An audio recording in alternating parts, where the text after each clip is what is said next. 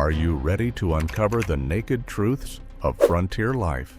Hold your breath as we dive into the dirty, disease-ridden reality of the Wild West, a time when hygiene wasn't just neglected, it was nearly non-existent. Dental horrors. In the Wild West, dental care was a nightmare. If you had teeth, you were already at a disadvantage. Forget the modern conveniences of toothpaste and toothbrushes. Settlers had to get creative to clean their teeth. Most resorted to rubbing rags dipped in salt or baking soda across their gums, while others chewed on sticks or twigs to scrub away the grime. Toothbrushes made from animal hair existed, but they were rare and expensive, something only the wealthiest could afford. For most, a rag and a fistful of grit was as good as it got. Toothaches were a part of daily life, and there was no real solution to the pain. The treatment for an aching tooth wasn't a visit to a dentist's office because those didn't exist, at least not in any form you'd want to visit. Instead, whiskey became the go-to remedy for pain relief.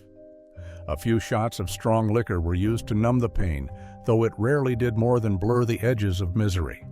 No, settlers had to go to their local barber, who often doubled as the town's dentist.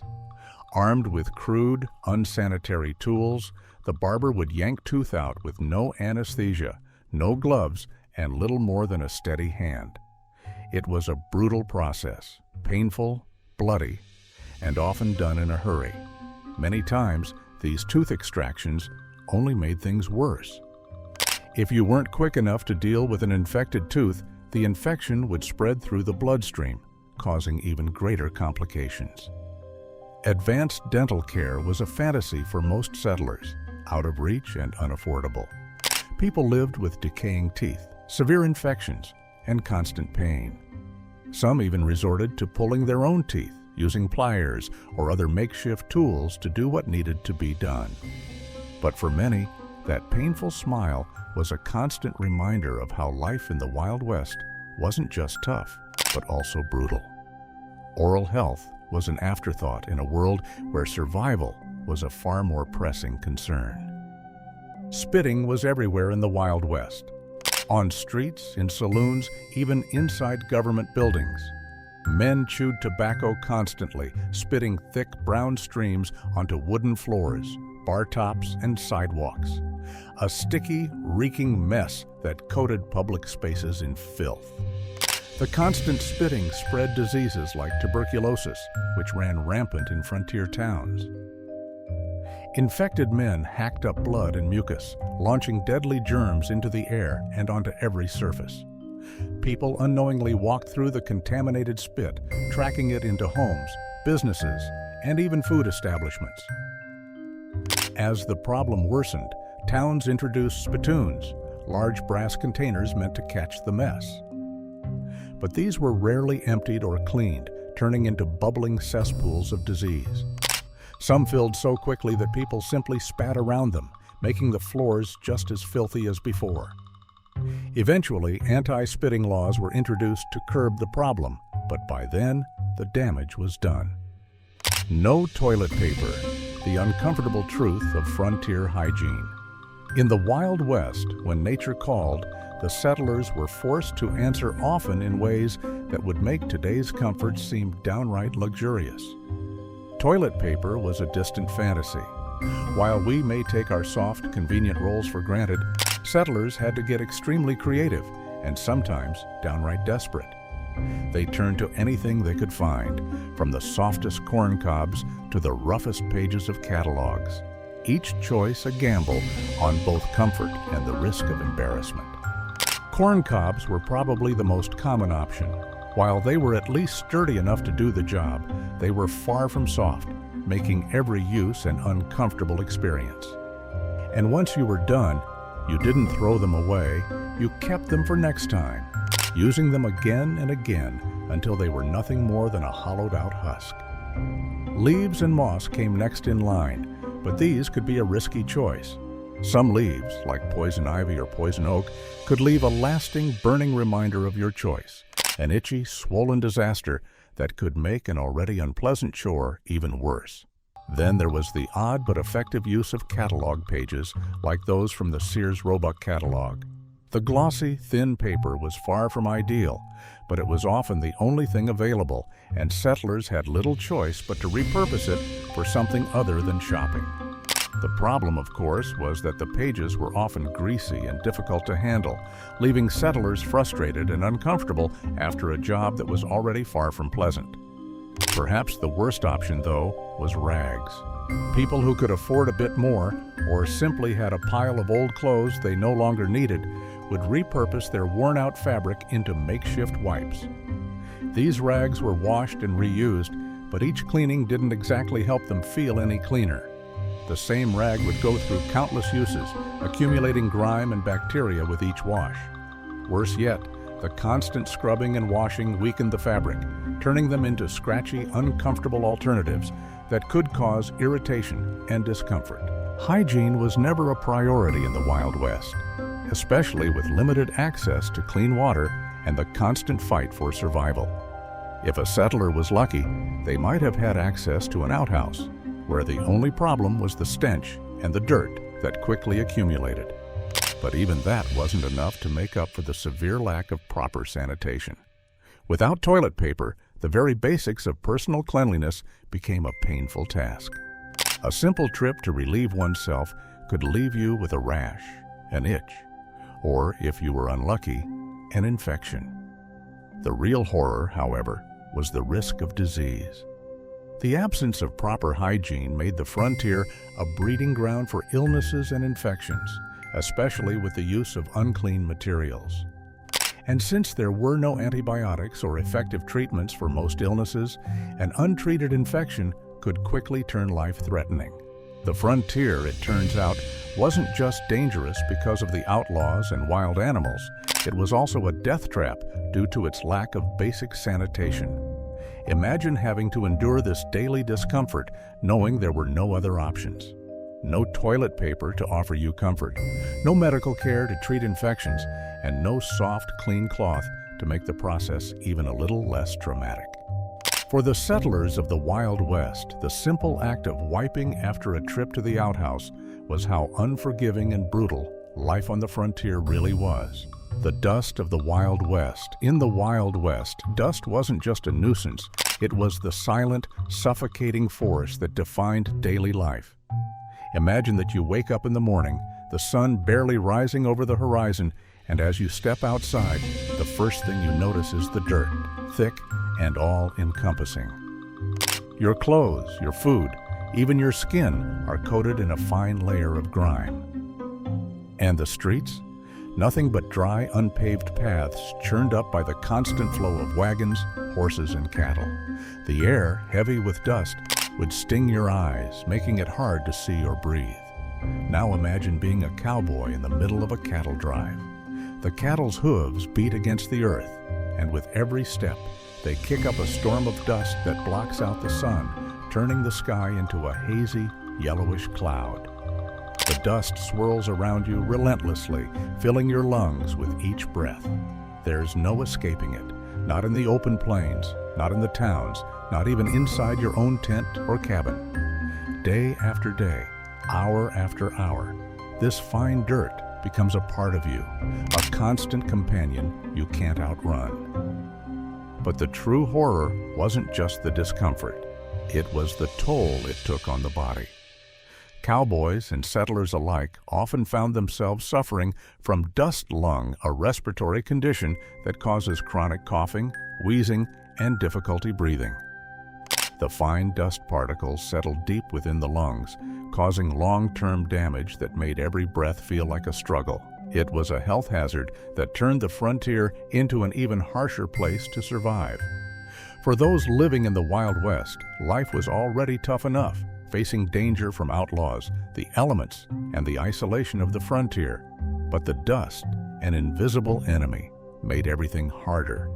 It didn't just coat the surface, but also worked its way into your life, into your body, and it left its mark on everyone who lived through it. The Wild West was a land of raw opportunity, but it was also a place where survival meant enduring the relentless power of the elements, even in the very air you breathed. Water contamination. The Wild West was full of danger, but one of the most insidious threats came from the most basic need of all: water. For settlers, cowboys, and miners, finding a clean water source could mean the difference between life and death. But in many cases, what appeared to be a fresh stream or well was actually a silent killer, contaminated by the very forces they relied on to survive. Imagine a group of cowboys, tired and thirsty after a long day on the cattle drive, finally reach a river. The water looks clear and cool, a welcome sight after hours of dry, dusty travel. But unbeknownst to them, this water has been polluted by the thousands of cattle that crossed it earlier in the day. The cattle trampled the banks, their waste seeping into the water, turning it into a toxic brew of bacteria. By the time the cowboys drink, it's too late. The water, once a life-giving resource, becomes a vehicle for deadly diseases like dysentery and cholera. It didn't take long for entire towns to be wiped out by outbreaks caused by contaminated water. The spread of disease was swift and ruthless, and with no modern medicine to fight it, the results were devastating. But the problem didn't stop there. Even the wells, thought to be a safer alternative, were often poisoned. Settlers dug wells near outhouses or livestock pens, unaware that the waste and chemicals would slowly seep into the water, making it just as deadly as the river. And then there were the mining towns, where the rush for gold came at a high price. The chemicals used in gold extraction, mercury, arsenic, and other toxic substances found their way into the nearby rivers and streams. These once clear waters were now tainted with poison, turning the lifeblood of the community into a slow-acting killer. The miners, desperate for water, drank from these polluted sources, unknowingly ingesting the toxins that would cause long-term damage to their bodies. It was a deadly game of survival, with the water itself playing the role of an invisible executioner. Wild hair care, the frontier's filthy secret. Lice weren't just common in the Wild West, they were inevitable. Settlers didn't wash their hair for weeks, sometimes months.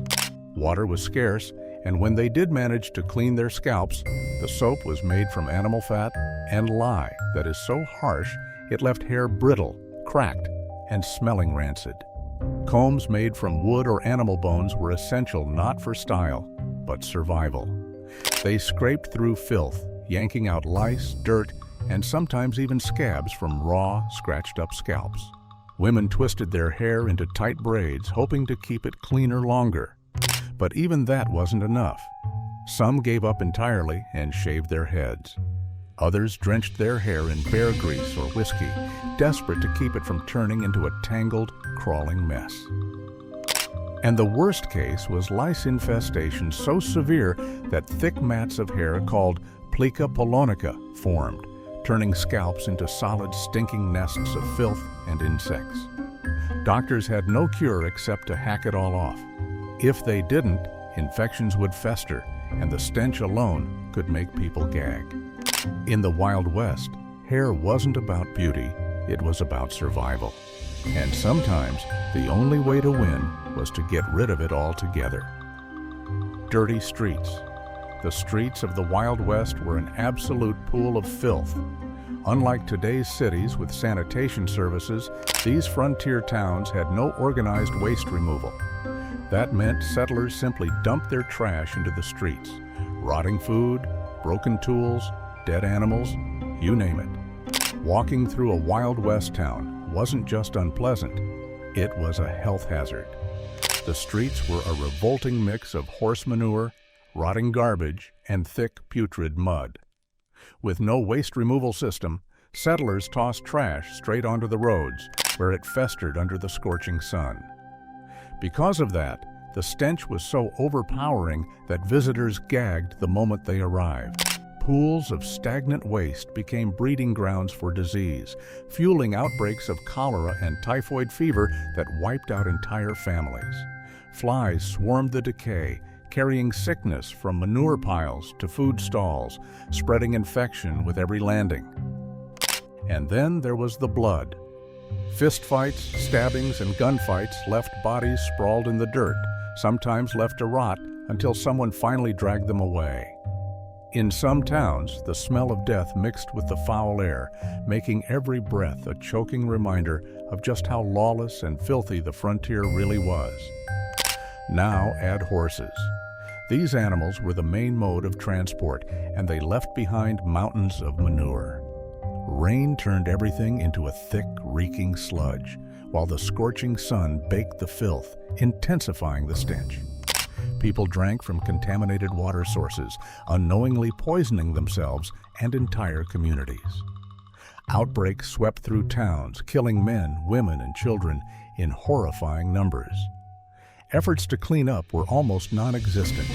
Some towns had wooden sidewalks to keep people above the filth, but those who had to walk the roads waded through a disease-ridden sludge of mud, manure, and decay.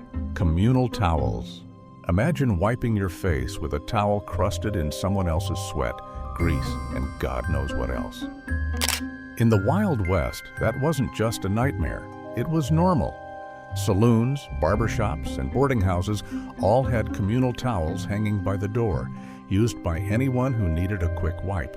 Same towel, dozens of faces, no washing in between. These towels were rarely cleaned. Water was scarce, soap was expensive, and hygiene was an afterthought.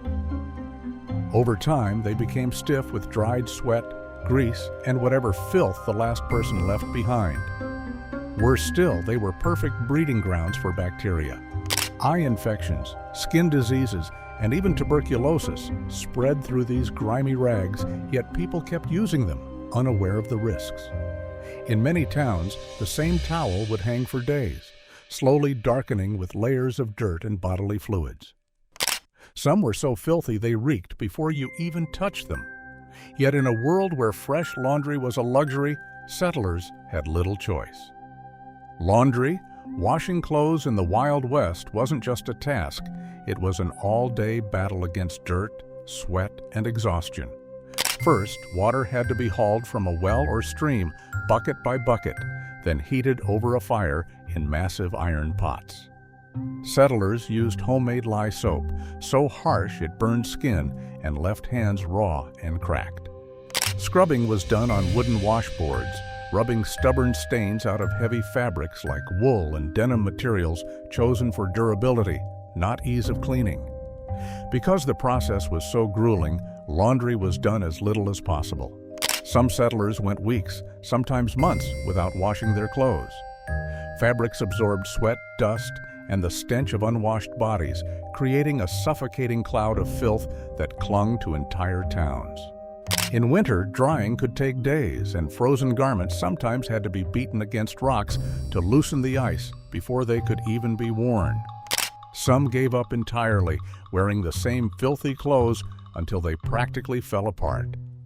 Chinese immigrants saw an opportunity in this backbreaking chore and set up laundries in mining camps and towns, scrubbing clothes for settlers who could afford the service. Even then, most people had to tough it out on their own. Infested beds. Getting a good night's sleep in the Wild West? Forget it. Beds weren't just uncomfortable, they were crawling with life. Most mattresses were stuffed with straw, hay, or feathers, turning them into perfect breeding grounds for bedbugs, lice, and fleas. The constant scratching and biting made sleep a miserable, restless affair, and for many settlers, the night was just as exhausting as the day. The problem was made worse by filthy conditions and a lack of proper cleaning. In crowded boarding houses and dusty frontier towns, beds were shared by travelers, drifters, and outlaws, each one leaving behind sweat, dirt, and of course their own personal colony of pests. By the time a new guest climbed in, the mattress was already alive with blood-sucking hitchhikers. People tried to fight back. Some burned sulfur to smoke out infestations, while others scrubbed their beds with harsh homemade soaps. But these were temporary fixes within days. The bugs would return, burrowing deep into the straw and feasting on their helpless hosts. Replacing a mattress was out of the question for most, so settlers simply endured, waking up covered in bites and itching through their daily routines. Sawdust in saloons. Walking into a Wild West saloon wasn't just stepping into a bar, it was stepping onto a floor soaked in filth. Instead of mopping up the constant flow of spilled whiskey, tobacco spit, and blood, barkeeps had a simpler solution: sawdust. It soaked up everything, from beer to vomit, turning the floor into a damp, rotting mess by the end of the night. At first glance, the sawdust seemed practical. It kept boots from slipping and masked the stench of stale liquor and unwashed bodies. But there was one problem.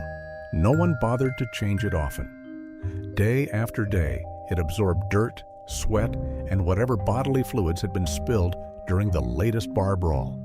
By the time it was finally swept out, it had become a festering mix of bacteria and grime. And if a shootout broke out, blood soaked into the floorboards, mingling with the sawdust until it became just another layer of the saloon's history. Patrons would track the filth in and out, spreading the unsanitary mess through town. Saloons were the heart of the Wild West, but beneath the clinking glasses and rowdy laughter, they were breeding grounds for disease. Outhouses. In the Wild West, dealing with nature's calls was no small matter. Most settlers relied on outhouses, rude wooden shacks perched over a hole in the ground. These were far from the sanitary conveniences we're used to today. The stench was unbearable, the filth left to fester in the heat of summer or the chill of winter. And with no running water or plumbing, these outhouses became breeding grounds for deadly diseases like typhoid and cholera. When the pit beneath these flimsy structures filled up, the job of emptying it fell to the unlucky settler brave enough to face it. And emptying it wasn't as simple as flushing a toilet. The task often meant digging a new hole, moving the entire outhouse and burying the old pit under a layer of dirt. It was a filthy, dangerous job, and not one most were eager to do. But with no other option, it had to be done unless you wanted the risk of a health disaster. Winter didn't make things any better. When the temperatures dropped, making trips to the outhouse became a dreaded chore, with the cold air biting through layers of clothing. For some, chamber pots became a temporary solution indoors, but those came with their own hygiene issues, stinking up rooms and creating more problems than they solved. Outhouses were an unfortunate reality of life in the Wild West, a smelly, unsanitary necessity that added to the harshness of daily survival. There was no avoiding it. You couldn't run from nature's call, no matter how bad it smelled. Bathing. In the Wild West, the concept of personal hygiene was a luxury many settlers simply couldn't afford. Bathing was a rare and grueling task, often reserved for special occasions or when the stench became unbearable. Water was scarce, and hauling it was no small feat. It meant trekking to the nearest river or well, filling buckets by hand, and then hauling them back to camp or home. The water had to be heated over an open fire by then. It was lukewarm at best. And when it was time to bathe, it wasn't a relaxing soak in a tub. No, it was a hastily done ritual in a small metal basin. Settlers and cowboys alike could go weeks, even months, without a proper bath. Instead, they wiped themselves down with rags, using whatever was available to scrape off sweat, dirt, and grime. The lack of water and privacy made full body cleaning a nearly impossible luxury. When families did manage to bathe, the water was so precious that it was often shared. First, the father would bathe, then the mother, and finally, the children, each successive bath becoming dirtier and more dilated than the last. If you were lucky enough to be the first one in the tub, you might have had slightly cleaner water, but the overall effectiveness of these shared baths was limited. Hygiene became less about cleanliness and more about ritual, just enough to scrape off the worst of the dirt and keep the stench from becoming a public offense. In larger towns, the idea of a public bathhouse started to take hold. For a small fee, you could enjoy a proper wash, with fresh water, privacy, and a better chance at cleanliness. These bathhouses were an oasis of comfort compared to the rough lifestyle of the settlers. But they were still a luxury. Most people couldn't afford the fee, or they simply lived too far away from town to make regular visits. For the majority, a good bath was something to dream about rather than experience. But the lack of access to clean water wasn't just a minor inconvenience. It had real consequences. The lack of regular bathing contributed to the spread of lice, fleas, and other pests, creating an environment ripe for disease. The dirt and sweat accumulated on the skin formed a thick layer that didn't just trap filth, it trapped bacteria, leading to infections and other health issues. Personal hygiene. In the Wild West, personal hygiene was more about survival than comfort, especially when it came to matters of down below. Without modern sanitation products or conveniences, the settlers had to get creative and rely on whatever resources were available to manage their bodies. For women, the challenges of menstruation were especially daunting. Before the invention of sanitary pads in 1888, women used makeshift products like grass, cotton, and wool to manage their cycles. These materials were far from ideal, often rough, uncomfortable, and prone to causing irritation, but they were the best options available. The lack of proper hygiene products made this a particularly uncomfortable and unsanitary part of life on the frontier.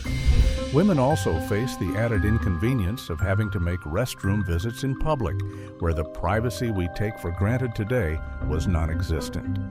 To make this easier, they wore crotchless pantaloons, a practical yet less than elegant solution. These undergarments were designed for convenience, allowing women to relieve themselves without having to fully remove their clothes. Though it was a functional solution, the lack of privacy and discomfort of using such clothing in public made it a constant reminder of the harsh realities of life on the frontier. Men, too, faced their own challenges with personal hygiene, especially down below. Medical advice of the time was dubious at best, and one such practice was circumcision. It was falsely promoted as a cure for a variety of ailments, from preventing sexual diseases to improving cleanliness. Despite the lack of scientific evidence to support these claims, circumcision became a common practice among some settlers. The reality, however, was that the procedure was often performed without proper medical care, leading to infection and unnecessary pain. Both men and women dealt with hygiene in ways that seem almost primitive by today's standards. The lack of access to clean water, proper sanitation, and medical knowledge meant that maintaining basic cleanliness was a constant struggle. Diseases, infections, and discomfort were daily realities, and personal hygiene down below was just one more reminder of how harsh and unforgiving life on the frontier really was.